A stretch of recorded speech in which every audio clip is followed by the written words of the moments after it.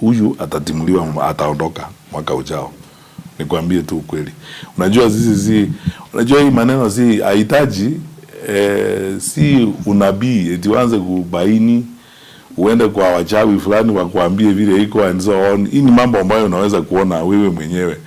Kwa sababu unaishi hapa Omari, you are an intelligent man, you can see.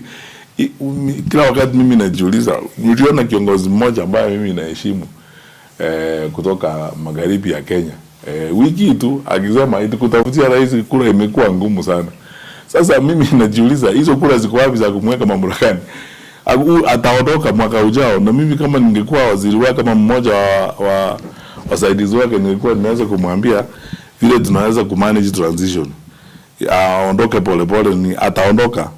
Kuondoka ataondoka. Nimekuwa waziri, ninaelewa dunia hii, ni understand kila kitu, na nimetembea nchi hii.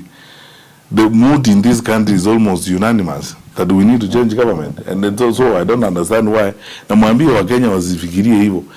Unajua viongozi wetu, ndugu zetu ndio wanasema unajua rais hawezi kuondolewa mamlakani katika awamu ya kwanza. Nimekuambia wale ambao wameondolewa mamlaka saa hii Chakwera ako nyumbani baada ya mmoja.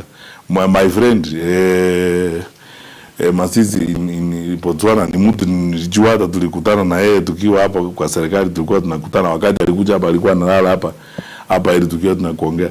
Ameshindwa kura pale mpaka he could not manage 15% ya bunge.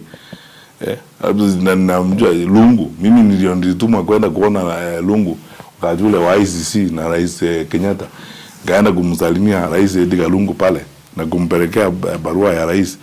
Alienda pale akashindwa uchaguzi vibaya sana. Alijaribu kushikilia huko, kaambiwa na kila mtu mpaka my friend umeshindwa, goodbye. Hata majeshi wakamwambia sisi tuko tayari kusalute the new commander in chief, na huyu ataambiwa nayo pia kusabiwa